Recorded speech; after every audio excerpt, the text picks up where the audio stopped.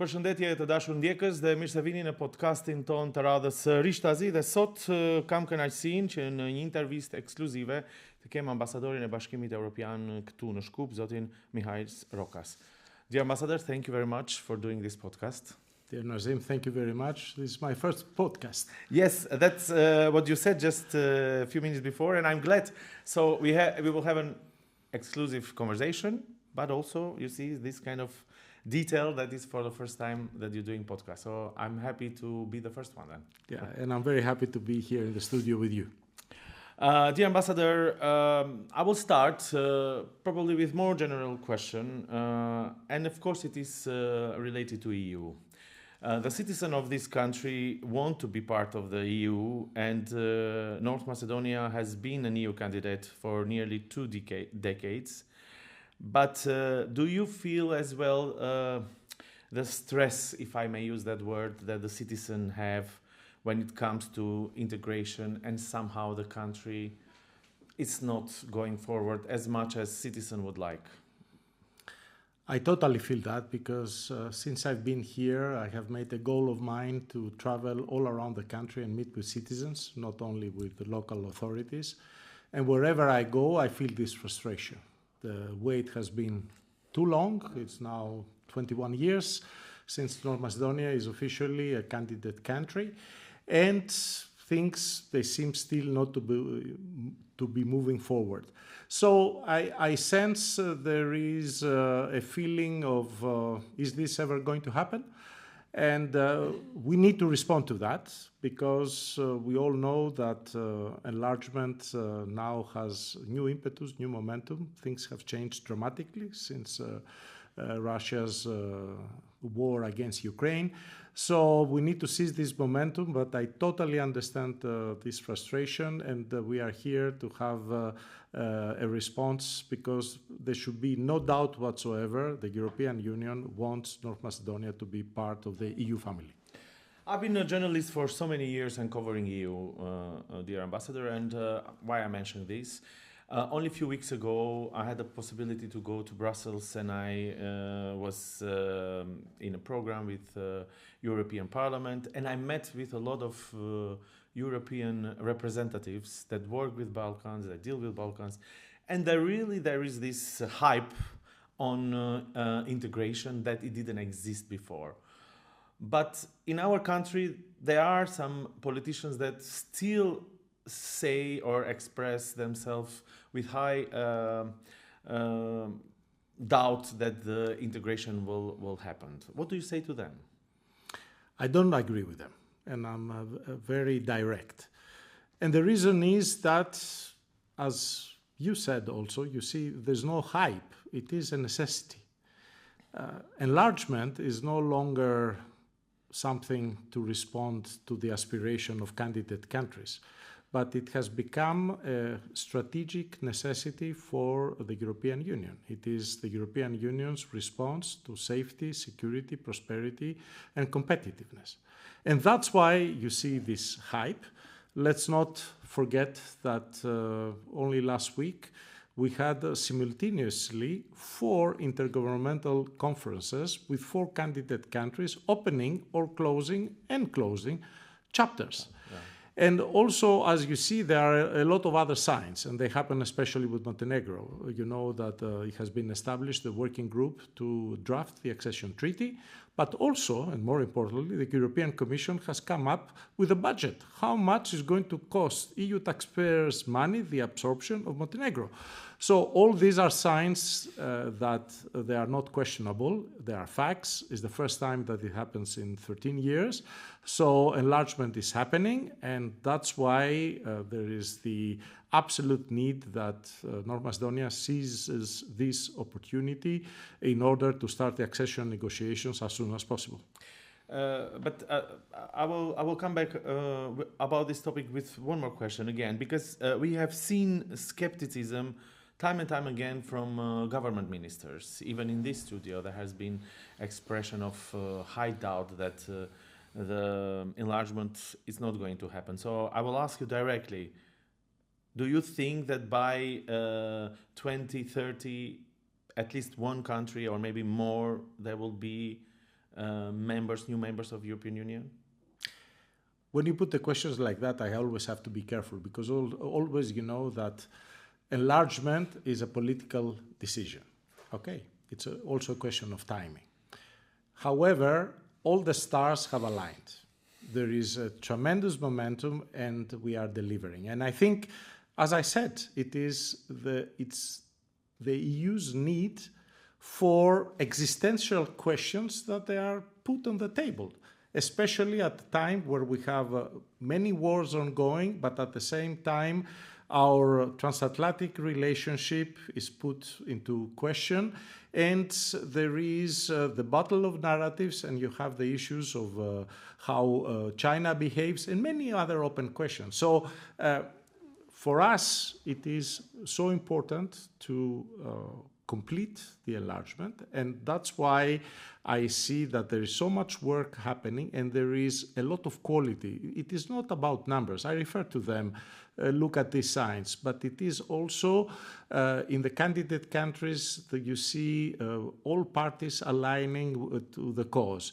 You see in the European Union a proliferation of non-papers, either from Germany and France or from 8 other countries which recently, there are others as well, which they work how we can make enlargement work. If we wouldn't put that as a priority, all this wouldn't exist. So again, I mean, you can never say in EU enlargement a process by, which is said by unanimity that you can give certainty, but I think, and having studied the issue, not being an expert, I started working on enlargement 2 years ago since I was appointed, but I have never seen such momentum. You can only compare that with prior to the accession of 2004.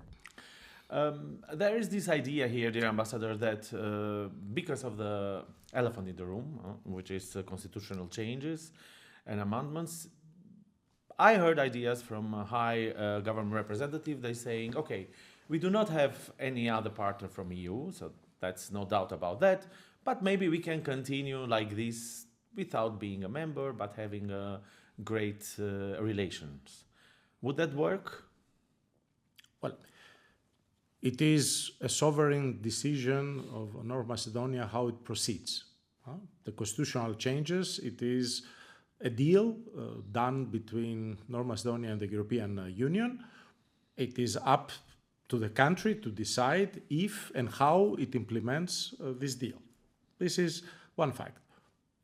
We have now the reform agenda and we are working. This does not substitute the accession negotiations, but it is an important process. So bilateral relationships are thriving. We also work very closely on defense and security. Under the European Peace Facility, we have signed a defense and cooperation agreement, a defense and security agreement, and it works really well. But there should be no doubt. You cannot compare of good bilateral relations and benefits to a real accession process, which would bring even more funds, more benefits, and ultimately it will change, I would say, the prospect of this country and can really transform it into a prosperous country as a member of the EU family. We know that enlargement has been the most successful of EU policies. We are always considered as a regulatory and economic power, but a soft power and everything else. So at the moment where the European Union, whereby the European Union wants to transform itself into a superpower, what better future that part of the EU family, North Macedonia is also part of it. Let me ask you then about the most burning question of this country and why we kind of feel stuck. We had a Super Tuesday, you refer to it. I heard a lot of European representatives being said that North Macedonia is not part of that kind of push. But on the other hand, we have this discussion here in our country about constitutional amendments. And also there has been this narrative that maybe there can be change, some kind of change in the accord or in the agreement, framework agreement between Skopje and Brussels. So, first of all, there is. Let's diminish this doubt. There is no possibility to have a new agreement, new framework agreement about enlargement. Yes, what has been agreed has been agreed. Pacta sunt servanda. There is a deal, and I think all EU leaders that they have come and visited the country have said that this is the last thing that the country needs to do in order to open the IGC and start the accession negotiation process. That said, so this is a fact. Constitutional changes, which also we should not forget, it's about minority rights, need to happen. Now, I would say what is going on from since I've been here is that there are a lot of discussions. There has been discussions about identity, about guarantees, about how we have been waiting for far too long, about bilateralization. I have tremendous respect about these views that are expressed by the government or other politicians here. The EU politicians have heard. We are in constant dialogue. We are working and we are thinking of ways forward. And I hope, because I really hope that this type of exchanges, they will deliver result, and then the country will feel confident to proceed with the constitutional changes so as accession negotiations can go ahead. But you had a quote only a few days ago saying that there is some kind of activity behind the radar that government representatives or EU representatives are working on. So what else can we say about this? Well, we cannot say anything because if we want it to succeed, we better keep it under the radar screen. What's going on, it is something obvious. I am certain that the country wants to move ahead and understands, and has been also in the public discourse, everybody agrees that the constitutional changes, they have to be adopted.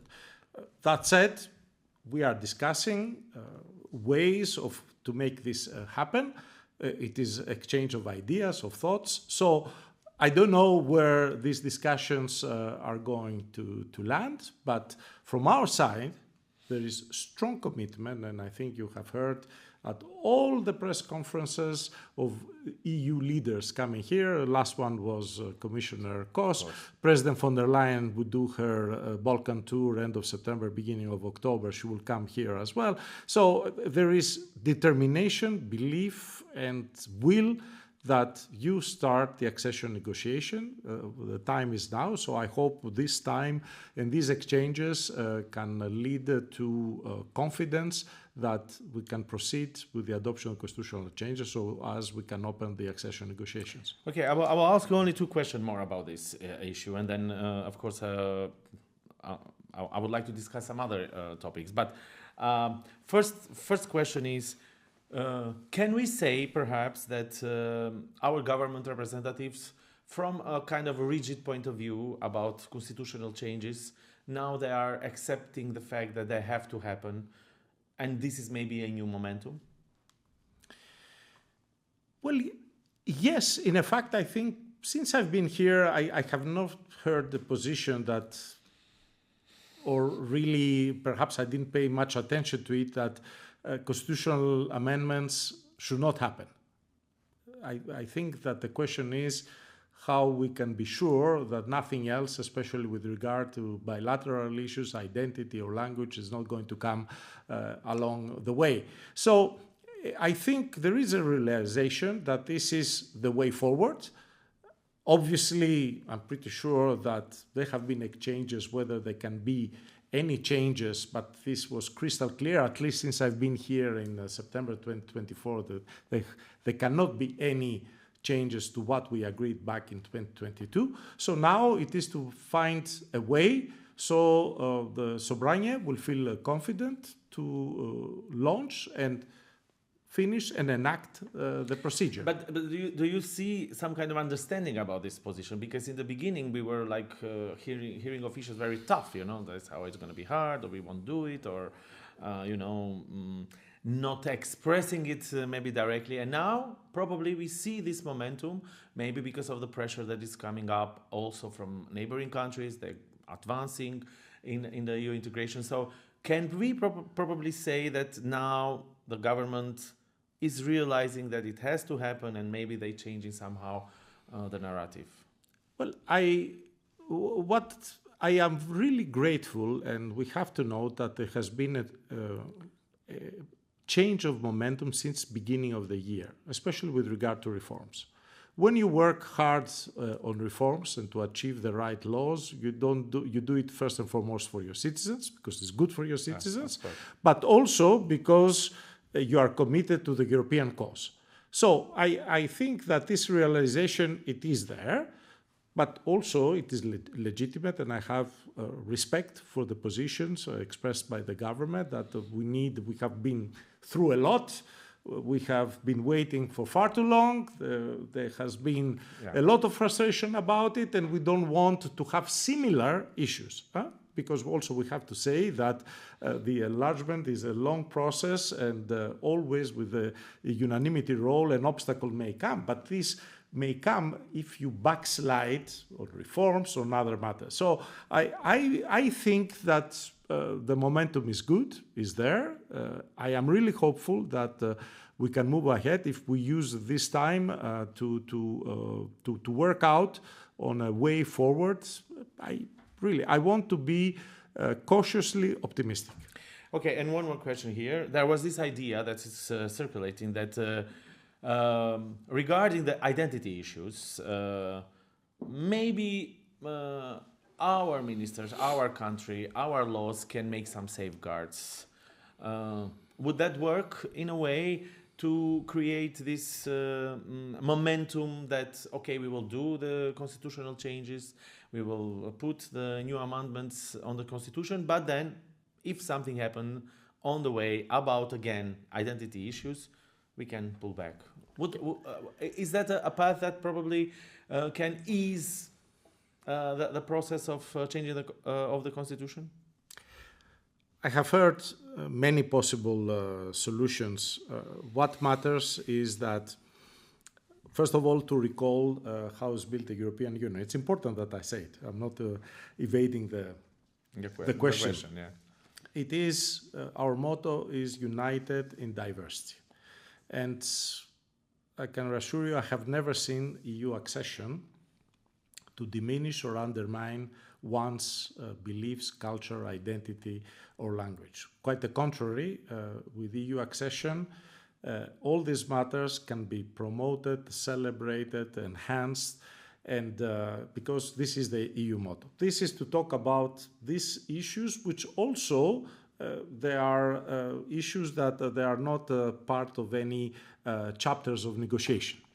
That said, is that now of how to do, or you talk about safeguards. Again, it is, I referred to it before, so I cannot say anything more that it is your sovereign decision. So if political parties or across the board, because you need enhanced, they come up with a solution, which, of course, I have to say, does not divert for what it was agreed. Because, again, commitments need to be... That's the idea. Yes, exactly. So we enact, we implement what was agreed in 2022, and then we decide on ways forward or, enacting laws or whatever. That is a separate matter. But where I don't see any room for flexibility, it is on what was agreed in 2022.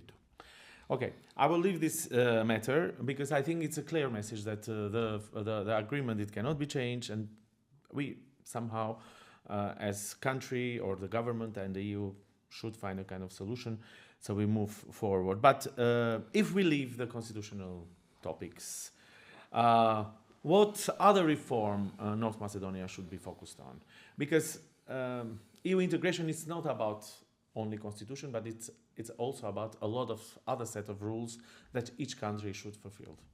Well, the key reform is rule of law and fight against corruption, which is linked to it. This is the most important reform that needs to go ahead It is the one that it is the platform, the springboard for all other reforms to thrive and bring prosperity. There is no point on discussing reforms in education or health, which are necessary, and I think the citizens, they require that also to stay in the country, if the rule of law doesn't work and they know that the rights or the entrepreneurs' rights or the business rights, they cannot be protected.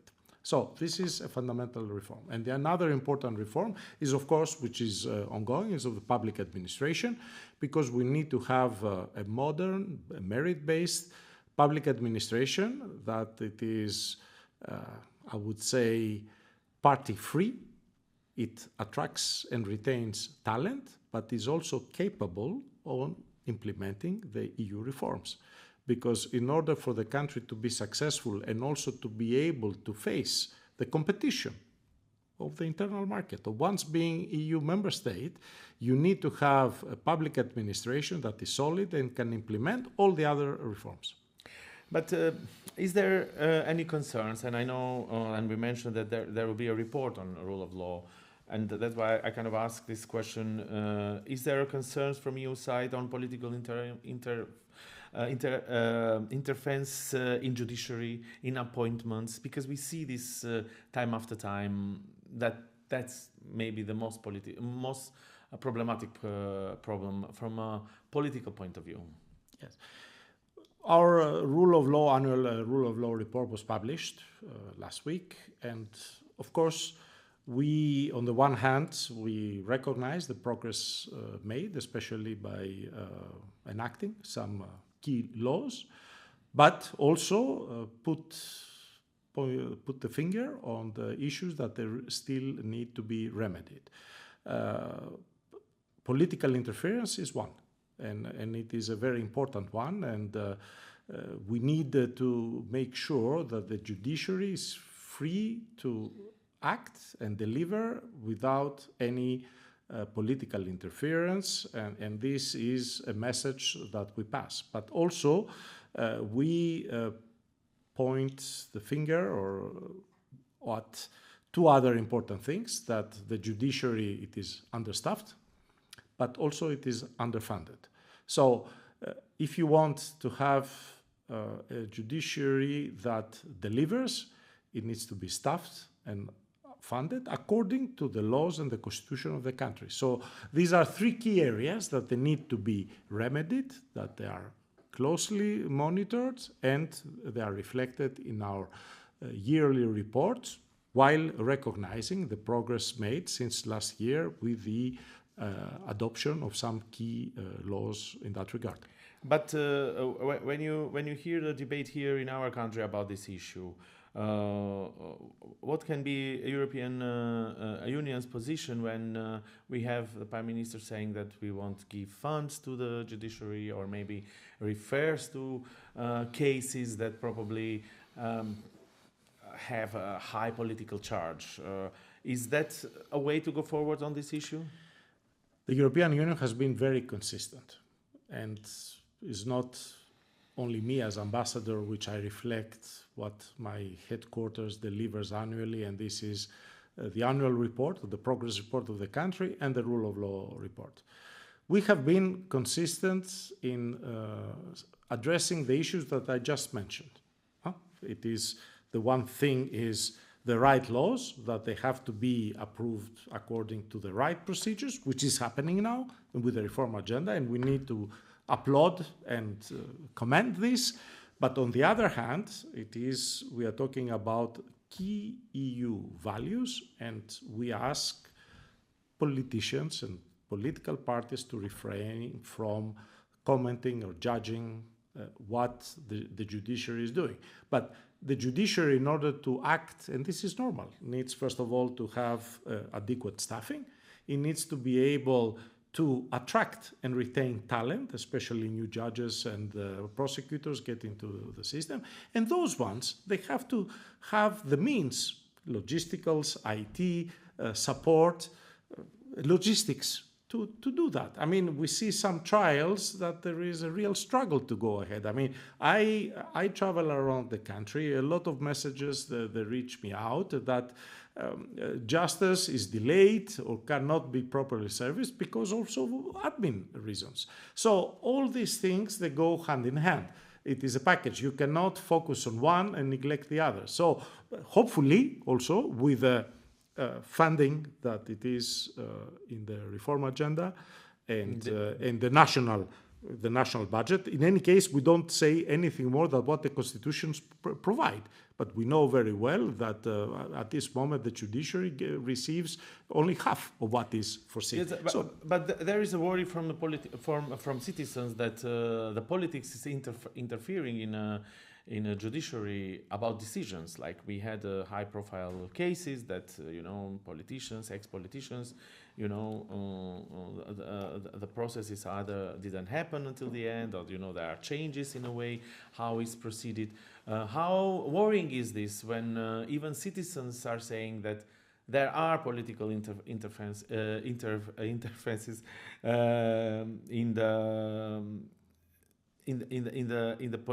the decision in the judiciary? I struggled with the word interference. Yes. Yes. Listen, I mean, I guess I'm not a politician, but politicians should listen to what citizens are thinking. What matters is, for us, we are not there to ever express opinions on judgments or even on positions of political parties with regard to the judiciary. What is our role as EU, and we hope also for you as future EU member state, is to tell you what needs to be done in order that accession process can also be finalized. Because let's not forget that the fundamentals is the first cluster always and the last one to close. So all these things, they are going to be even more scrutinized and monitored. So since we are not yet there, it is the best possible opportunity, also collectively, also with political parties, that doesn't concern only the government, that already we start to work to remedy that. And for us, there is no other way forward that these four elements are essential for an impartial judiciary to deliver what is asked to deliver. Another topic now is the new ministers, and of course there will be also a new minister, a justice minister. So how do you see these changes in the government? It's a halfway that this government took power, and then a lot of ministers are going to be new. Do you think that it will impact the reforms? Let me put it this way. I think it's normal that in any democracies that governments do reshuffles in pace, and I have to say that there was none, almost none in the past 2 years. So I don't think it's going to affect the continuity. Personally, I'm going to meet with all the ministers starting on Wednesday, the new ministers. There are some key ministers, including the Minister of Justice. So what we discuss here in the podcast, of course, we are going to discuss in more detail even with the new minister, and I hope that they are there to deliver and put a new impetus. So actually, I'm not worried at all that this might affect whatsoever. Perhaps it's going to bring new ideas, new spirits, and we can see even further acceleration of reforms in the good sense. There is another topic that is coming up, especially with political dynamics in our country, and that is also interethnic relations. So are there concerns from your side about these topics when you see reactions about the political debates that are happening in our country, and maybe also social media? There is reports are saying that the hate speech is quite high. Does European Union worry about interethnic relations? Well, I think that one of the strongest assets this country has, it is its ethnic and cultural diversity. And obviously also there have been the OFA agreement and other agreements. So these are issues that they can be very sensitive and they require consensus. I have to say that these are domestic matters. These are issues that they need to be addressed within the society. So it is true, I have been following and I have been listening also to parties, to associations, to student movements about their positions. Our recommendation always it is to have the widest possible consensus, discussion among parties, because we should not allow these matters to come and interfere with the stability of the country. And I have to say that, of course, fighting hate speech is essential for every democracy, and this is a matter that needs to be taken very seriously. But when you see issues like Albanian law students' protest, for example, or also the law on equal representation, which is also has a ethnic dimension to it, how EU, what's EU perspective on these issues, which are relevant for this country, or for at least the debate which is going on? As you know, not for everything that happens in the country there is an EU acquis or it is EU legislation that covers these areas.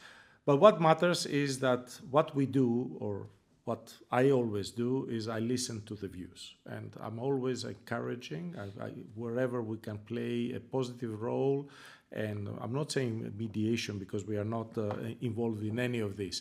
But the advice is to, first of all, hear the concerns, whether they're legitimate or not, and then try to find consensus. So we encourage that political parties should not try to use these delicate matters for little political gains. We need always to find a consensus, and ultimately it is important that there is a common understanding of these issues. Also, I understand that some issues are at the Constitutional Court, that there have not been decisions. We also expect that because what matters that all these issues that we are debating, they need to abide to the constitution of the country and the existing laws. And if laws are amended or are proposed to be amended, there is the widest possible consensus, because ultimately these are key areas that bring stability and can create prosperity, as addressing the country as one entity looking forward towards the EU. But sometimes EU perspective is important, dear Ambassador, because we look up to EU standards, and in that sense, the language right, or regional cooperation, or regional rights, it's a key European value. And if it comes from a friend like European Union, maybe it can help, bypass some tensions that probably existing. We are in the situation that. Especially about interethnic relations, that the sense is that probably whatever has been achieved, now there is this sense that the government institution or some politicians want to pull back these rights probably that are already gained. Why wouldn't the European Union help more in that sense? I think that we do this work, but we don't need to do this work with a lot of fanfare or with megaphone diplomacy. We give our advice, as you know, especially with Albanian students. Not only I received them, but also they went to Brussels, they met the European Parliament. I think European Parliament also made a reference to it. We give the best possible advice. But again, as I said, these are sensitive, serious matters. When there is an issue, we expect and we hope, according to EU values, that there is a constructive, inclusive decision that answers to legitimate concerns. So we are on the constant monitoring. And I think, again, there is now more than ever that we need national unity, because also EU accession is based on that. Just one more question on this topic. I mean, there is this view here that people are saying, like, whenever the governments, whoever they are, they cannot deliver on the issues, then what they do is they flame up some interethnic topics, and then, people are entertained with this issue rather than the most important one. Do you share this view? Well, I would say that now more than ever, we should not lose focus from the goal, which I believe it is also what all the citizens of this country want, is EU accession. All, okay, I don't want to say, but we know we have very credible opinion polls. For the youth is above 80%. For the citizens of the country is above 70%. This is what they want.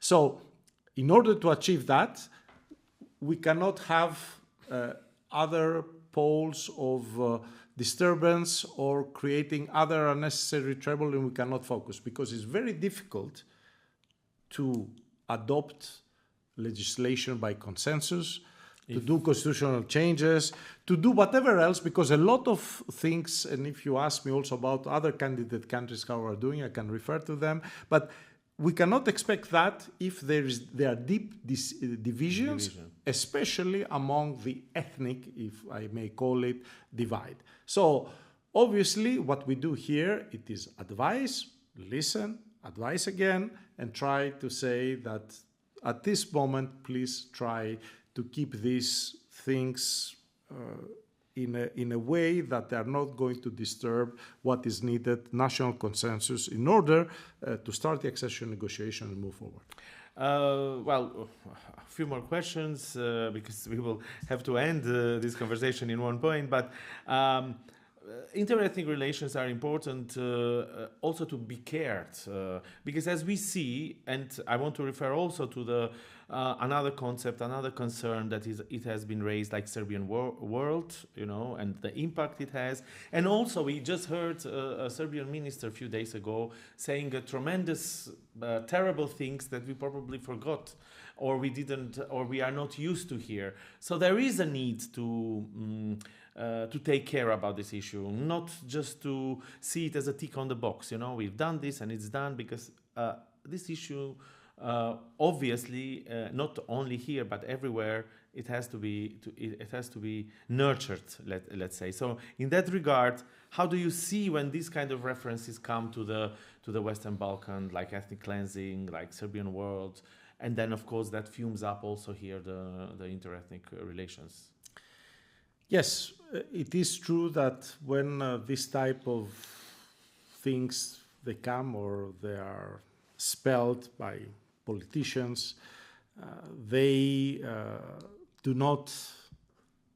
not conducive to creating unity, good neighborly relations, and ultimately they undermine the countries of the Western Balkans' EU accession path. But, we cannot, we live in democracies, we cannot avoid that opinions and divides that are expressed. We know a lot, and we spoke before about hate speech. We should not lose focus. We should always strive for good neighborly relations, for regional integration. It is important also that the Western Balkans remove all obstacles. The idea, the ambassador, is would it be a concern now, after so many years, the nationalistic narratives again to come up, and then to be as an obstacle for integration, as an obstacle for the aim that you talk, and probably I would like to see my country to go forward? The nationalistic narratives, they're always a matter of concern, whether they are in the Western Balkans, whether it's in the EU or anywhere else in the world. And unfortunately, we see too much of it nowadays. But now is the moment to be smarter than that. So the forces, I think, the citizens, the vast majority, and now I speak from a position of knowledge, because now I'm not anymore just in Skopje and talking to politicians, but I travel across the country. I meet the youth, I meet the businessmen, I meet the local people, restaurateurs, entrepreneurs, all that. And all of them, they want to look forward. They may have their beliefs about, you name it, whatever it is, but their belief is to move forward. So we cannot allow ourselves to be taken that, enter into this trap, because it is a trap. the one brings another reaction, and then immediately any possibility of consensus eludes or goes away. So I think it is the highest time to bring pragmatism and smartness in order to achieve unity, because also I have to say that also across the board when I talk, including politicians, I have not even heard someone that does not want this country to become a member of the EU. But dear Ambassador, you are a Balkanian as well, so you understand these issues when it comes up, and then it's very hard to manage it. Personally, I totally agree with your view. But do you believe that our political elites also have this mindset? Okay, I had to reunite with the idea that I am a Balkan because I did most of my career in Asia Pacific, and now I need to catch up fast. I understand what you say. There are a lot of passion. But we can argue as long as we wish about the past and history. Okay? What we need to learn is we cannot choose our neighbors, but we can choose how we live with them. That is our choice. Okay? And I think, at least from the country I'm supposed to know best, that is Greece, that after Prespa created a lot of opportunities. And now perhaps it is one of the most thriving bilateral relations. It removed obstacles and allowed a lot of cooperation. So that doesn't mean that there are no citizens in both sides of the frontier, that they don't have the same beliefs about history or what happened 500, 1,000, 2,000 years ago. But what is happening, the geopolitical framework at this moment demands from us to keep our positions, to our beliefs, but also find ways, constructive ways to find a way forward. That's why we insist on the good neighborly relations, on trust-building measures, we can never eliminate hate speech completely or nationalistic views that are going to be expressed by politicians. We see it across the world, but we should not fall into this trap. So let's look forward then. Okay. And there is a EU. EU has launched a growth plan for Western Balkan countries. So let me ask you directly. How much North Macedonia can benefit from it, not only from this, from the growth plan, but overall, right now, from this moment, with all the process about EU accession. So, how much our country can benefit? It can benefit tremendously. This has been a decision of the European Union for the Western Balkans to do this growth plan, which translated to 6 reform agendas. And I'm not talking only financially, because if you manage to do all the reforms that North Macedonia, has proposed, there is full ownership of that. It means that it will translate immediately to 750 million euros, which is directly either into the treasury, and it is for or in soft loans for projects that they respond to the well-being of citizens. But besides that, we have already something that it has never been given to a candidate country before, meaning the gradual integration into the EU's internal market. We see already the benefits of SIPA, the single euro payment area, which are tangible and visible to all citizens. The roaming like home, we started the negotiation, issued entry into force from next year. There are other areas, but already we work on the value chains, supply chains, and I will not forget last year President von der Leyen in the Western Balkan Business Forum in Albania, where she called on EU entrepreneurs, consider the Western Balkans as EU when you think about your investments and the future. So as you see, the growth plan is giving already tangible and immediate benefits prior to accession, but it does not substitute accession. This is a different thing. It is a tool that it is extremely helpful, and also it is a tool because let's say what it is actually adopting the right laws. And this, as we know, it is the basis for all reforms. So By doing this, you prepare also for EU accession. So when accession negotiations, hopefully very soon, open, then you can even go with a great pace, because I'm very honest, I truly believe that the moment you start the accession negotiation, you can catch up fast, because the reform agenda helps to set the foundations for that to happen. Well, in the end, I want to give you an opportunity if there is a possibility to speak directly, and you do. It's not that you don't, because you travel all over the city and you meet people, but nevertheless, to talk to young people that probably are the strongest supporter on EU membership, and yet they kind of want to leave the country. Or also maybe if you want to address directly to citizens, what would you say? What should they do? What kind of pressure should they do to their government, to EU, so the accession can happen finally? It's a privilege for me to travel around the country, and I always speak to the youth. I have always a session which is open to all citizens, and especially the youth. Ask the ambassador. So I have to say that, before I answer to your question, that I'm impressed how much talent, skills there is, and how much also love for the country and belief that they can be there and they want to contribute. We have also young entrepreneurs that we help them with our startups programs, etc. I don't want to dwell longer to that. So the basis is there. There is qualified great youth that wants to do. But of course, they want the basics, and we talk about it. They want to have a better health system, a better education system. That is fundamental. These are two key areas where they keep you in the country. And then they want, and you mentioned it, a country where the rule of law is maintained and there is fight against corruption. When these basics are there and the real reforms happen, then there is no reason to go any longer, because this will bring more investments. The entrepreneurs will come, they will invest, they will feel safe, they will see the EU future. So, all in all, my advice, if you ask me, it is do not lose hope. We are listening to you. We know that this is what we want. So, what we also ask for them, it is also to exert their own pressure according from their associations, from their voices, so that these key reforms can happen.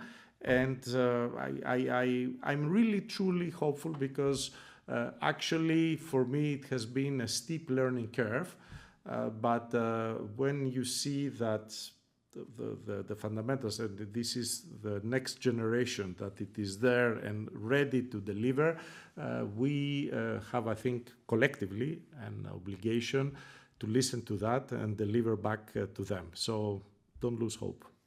Okay, that's a strong message, and I hope they will receive it. And in the end, I just want to thank you for this podcast. It wasn't so bad, you know, your first podcast, no? Well, I take it as a compliment, judging from your long experience. So it was a real pleasure. And thank you very much for giving me this opportunity to have a discussion with you today. Thank you very much, dear Ambassador. And I hope we will have you again if, of course, the topics and issues will come up and we want to discuss it. But we will follow the most important thing, which is right now EU integration. So thank you. Thank you once more. Thank you. Të dashur ndjekës, këtu përmbyllim këtë bisedë, këtë podcast me ambasadorin e Bashkimit Evropian këtu në Maqedoninë e Veriut. Sigurisht ne do të vim sërish me ju pas disa ditësh. Deri atëherë, mirupafshim.